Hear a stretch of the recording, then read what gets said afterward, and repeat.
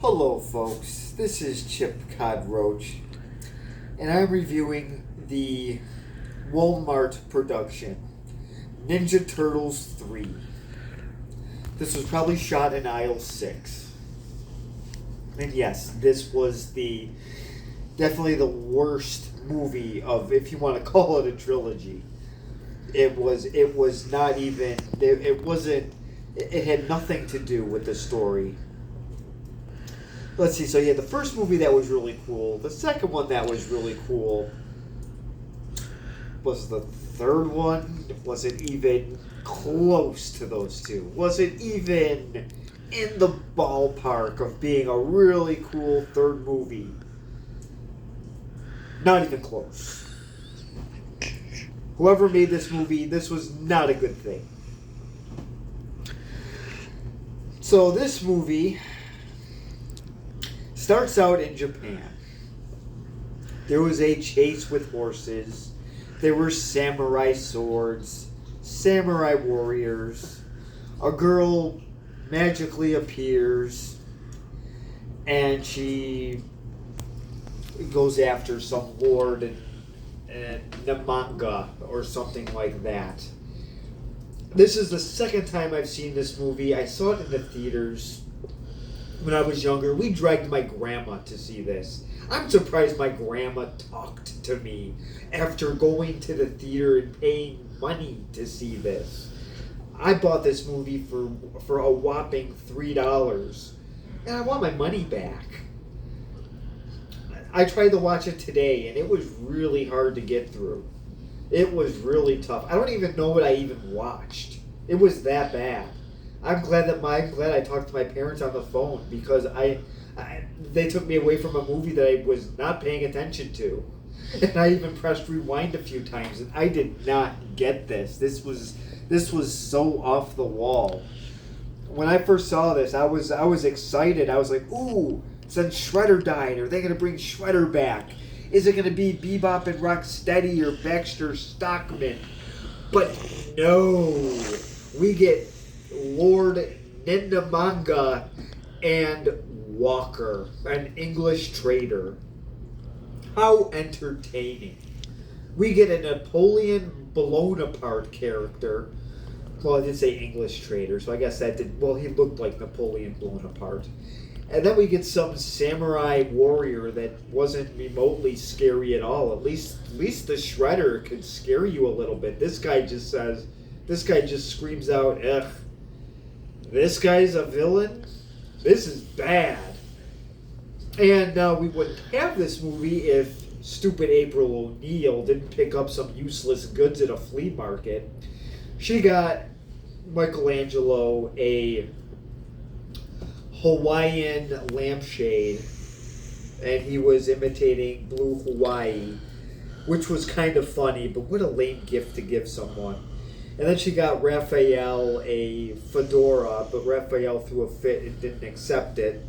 She got Donatello, who again was voiced by Corey Feldman. Congratulations, Corey, you came back from the third film. Oh, I'm sorry, the third film. And he got a broken radio. In real life, he wouldn't be able to fix that. He couldn't do any. I mean, he can't fix anything. So he gets a broken radio. Leonardo got a book on swords. Of course, the most boring turtle gets the most boring gift. I'd rather get a lampshade. So then April comes back with this scepter, and she gives it to Splinter. Now, if she didn't get this scepter, they wouldn't be going back in time. This is how they go back in time to Japan. I blame April O'Neil for this. Not only did she get a cheesy haircut, but she had to ruin the movie by getting a scepter and takes them through time. And this is how they get into this mess to begin with. So I am blaming April O'Neil for this garbage. And Casey Jones does come back, because with this time teleporter thing, they do bring in these guards who actually were the comic relief of this movie, because Casey Jones, these guys, remember now, they're from 1339, coming into this present world, so Casey Jones shows them hockey games and video games. So these guards have a lot of fun. They're actually the fun part to this movie. They save it, so it's 1% good. So I will now show you clips of this horribly made movie, but we will watch anyway. Sorry, Jeremy Johns, I'm showing the third movie because I can. Norinaja. Okay. Okay, so here's villain number 1, if you want to call him that. This is Lord Norinaja. And actually what happens in this is his son doesn't like war. So his son disgraces the family. We'll get into that later on. So this is the opening here. It shows these samurai horses going into the castle of Norinaja. There we go. I think I got it right this time. Not like it matters. Okay, so this shows these samurai horses storming the castle. Here is the villain. This guy is played by Sab Shimono. This actor, I looked him up. He was actually in the movie The Shadow. Eventually, yes, I will be reviewing that at some point. Not sure when. I'd have to fit it in. So that was a decent movie that he was in, and this is a bad one. So he is obviously the angry lord who apparently just really likes war. Okay. And this is also in 1603, not 1339. The internet was wrong. I'm sorry. I had so little interest in this movie, I forgot the year that this thing was ruling Japan. Okay, next picture. I've had enough.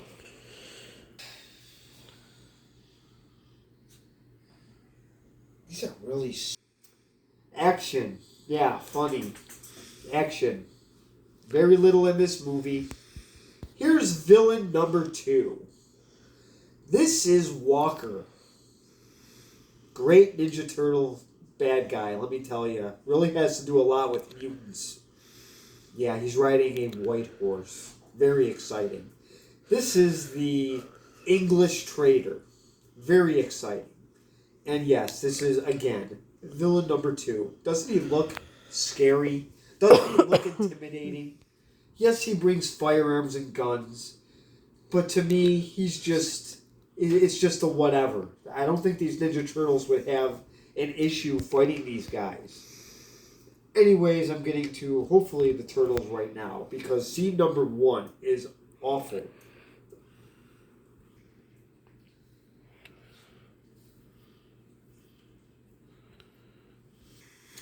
Okay, this is the scepter that April finds at the flea market. And as you can tell, well, you really can't because she has a hat on, but April decided to, before her vacation, to chop off her hair. Boy, the April O'Neils that they write in these movies, they're not smart cookies.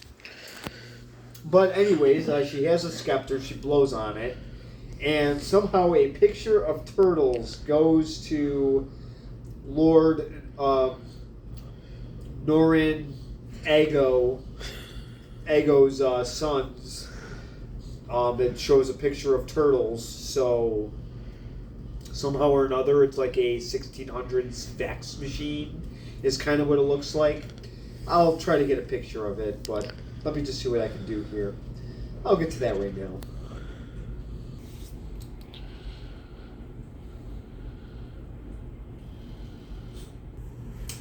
Okay, so here are the pictures of the turtles. So now he knows something's wrong. So a magical gust of wind ends up coming through the window, and Kenshin, the Lord's son, and April end up switching spots, and also somehow end up switching clothes. Laura got me 2 shirts. Well, I have a guest.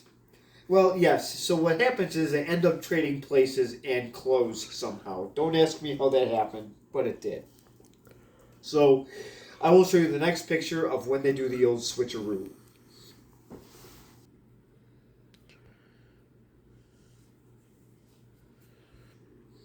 Well, this is Henshin. As you can see, he switched spots. He's in April's shoes, her jeans, her jacket, her shirt, and the only difference is he has more hair than she does. But that is the scepter all lit up. It looks like something Thomas Edison would invent. He probably ripped it off. Okay, I'll show you the next picture with April is in samurai clothes.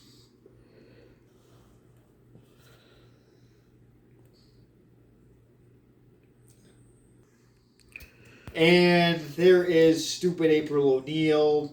Obviously, you can see she's got the Japanese clothes on with the scepter that she had to buy at the flea market that caused her now to go to 1603 Japan. Nice job, April. Terrific job again.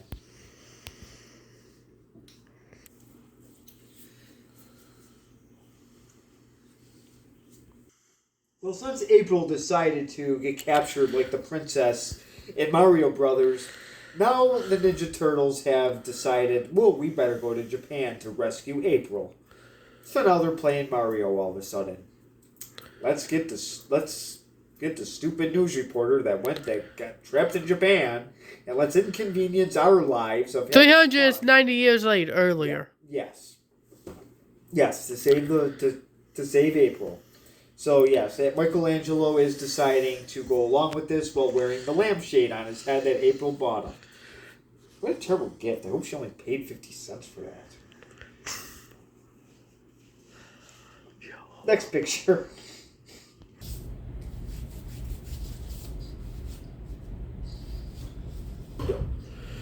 Yes, I do. No, you don't. Go. Okay, so this Walkman, I know you're asking a question. First of all, some of you might be asking, what the heck is that? Well, it's a Walkman. This is a cassette with earphones. This caused a major problem. April was being praised at first by this stupid Lord Norin Agma. And you know you change his name every time you say it. that makes it more funny. So then they see this Walkman fall out of her, whatever it is, her Japanese robe, and it causes a huge problem.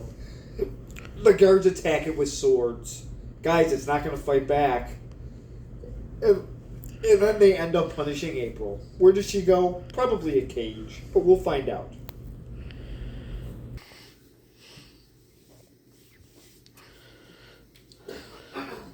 All right, this is Donatello trying to figure out the calculations for the scepter because he wants to make sure that they can get there.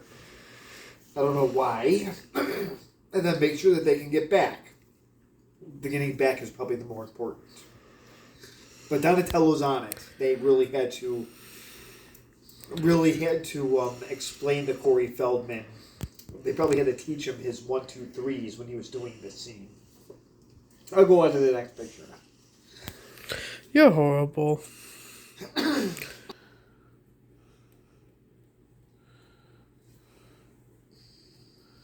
And he's back. They brought Casey Jones back. Only problem is they brought him back in a goofy long sleeve shirt and no hockey mask. He still has the hockey sticks and a couple bats, but it is not the same. So one thing I forgot to do is I forgot to see who directed this movie, but whoever it was, they obviously did not watch the first two movies. Or the first one. I'm sorry. I apologize. To get the attire correct. I'll go on to the next photo.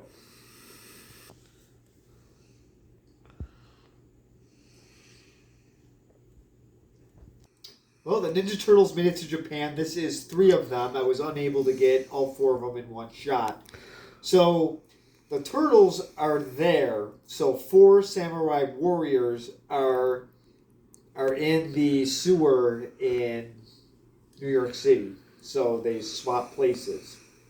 So I will show that shortly after this scene here. It is actually kind of funny. This part is amusing.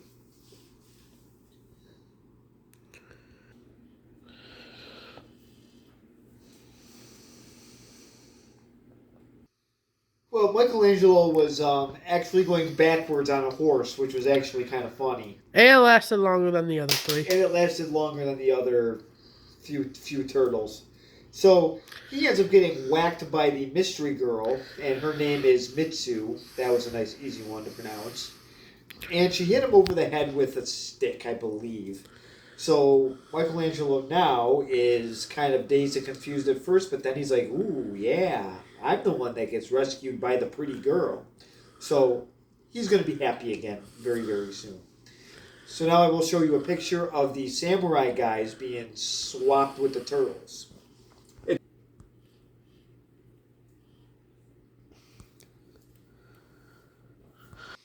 So here are the samurais, and yes, this is what they had to. This is what they came in with because the Ninja Turtles, of course, since they're turtles, they don't really wear clothes. So what happened here is Gordon Ramsay let them borrow a few of his aprons, and the other one got some swimming trunks. I think those could be from Kevin O'Leary's collection from Shark Tank. So yeah, so these guys are actually really, really funny because Casey Jones, like I said, introduces them to professional hockey and video games. And we'll get to that later on. Right now, back to Japan.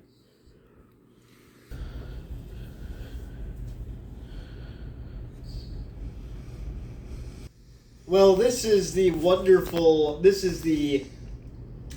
news reporter of the year in a cage. And a couple of Captain Clowns, walkers, goons, are making little passes at them. They're not let's just say they're not the cleanest looking people. I think he brought some peasants along with them, so they're kind of dirty and smelly and a little overweight. And they're pretty much acting like slobs. So obviously she doesn't look too happy here. She looks like she's trying to impersonate the April O'Neil from the first movie, tired and groggy looking. So I'll go on to the next picture.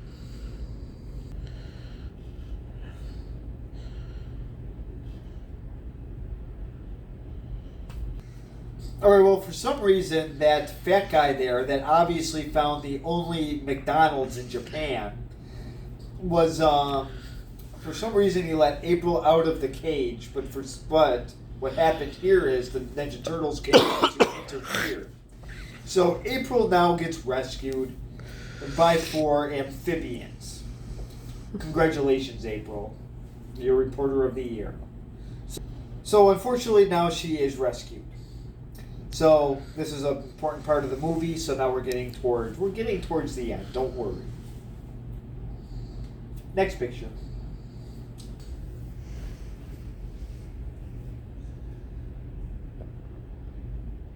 Okay, now don't worry. Leonardo the turtle is not pulling a Jared Fogle. He's saving this child's life. The subway guy. Okay. So, yes, he's giving it. This is the way they did it back then. They did mouth to mouth, and then they did the CPR, which was pounding on his chest. So Leonardo saves this boy's life. His name is Yoshi. Oh, I see some resemblances from Mario to here. Okay, I guess that makes sense. So yes, so then the boy, he ends up getting saved, and now this is what's different here, and this is what's interesting, is the turtles are now accepted in the public eye in Japan. So how do you go? So why would you want to go to New York City where they don't accept you, but they do accept you in 1603 Japan? And it's Japan instead of the United States. That is kind of a tough decision. Sorry. Next picture. You are so bad. Well,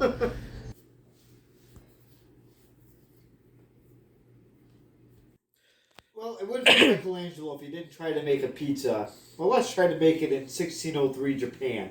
It came out a little hard. So, this is the one thing I guess they don't have in Japan is decent pizza. So, I had to show that clip. I'm sorry. Alright, I'll show the next picture.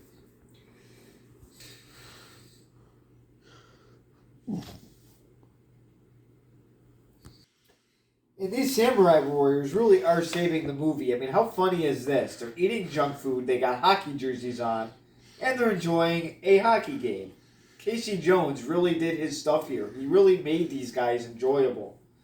So, this might actually be the saving point of this movie, are the 4 samurai guys that got switched with the turtles. They're actually kind of funny. They made me laugh.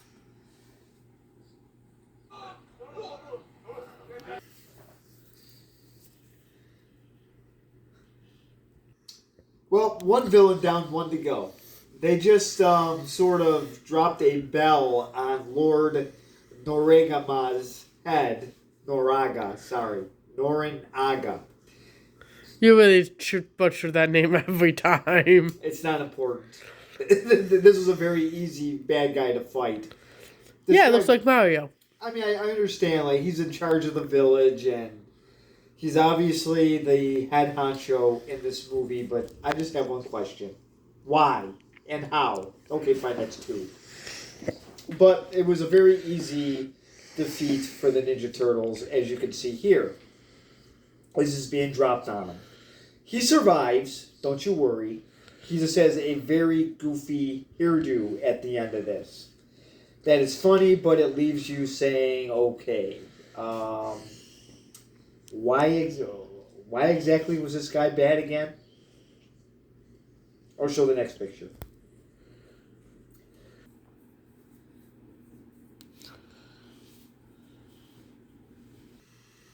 Okay, just a couple more pictures here. Now they go after this guy. So he's got April O'Neil. Shocker. It's no surprise there. She finds her way to get caught again by the most boring villain in TV history. So this guy, what they do is they throw the little scepter to him. He goes to catch it, and he loses his balance and falls off the roof. Kind of like how Shredder went into a garbage truck in the first movie. This guy, unfortunately, falls into the water and probably dies. We don't know that for sure, but I'm going to just say he does. So he is saved. Now we will show the turtles in April going back to the sewer.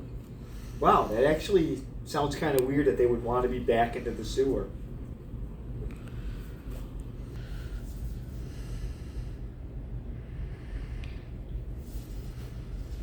They made it home. All 4 turtles made it, even though they were torn. Oh yeah, and I forgot about April O'Neil too.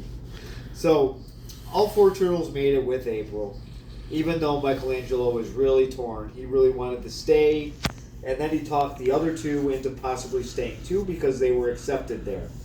But then they realized that they would be interfering in that world, so the right thing was to go back to the sewer, back to New York City. And Mitsu, the lady, is now with the prince, Henshin, and all is forgiven. That wonderful Lord Unimportance has made up with his son. So now there's no more wars. The family is now at peace. And everybody is loving each other again in Japan. So now it's a happy place. So that is the end of the movie, and now it's time for my grade. Yay! And I am going to give it a D- to D rating. Sorry, it was that bad. This is one that I do want to kind of forget about. You say that a lot in your movies that you don't like. The last few have been bad. Meatballs is on the way, though. Spoiler alert. Meatballs might be next if it arrives on time. So don't forget to subscribe and comment below, and thank you for watching.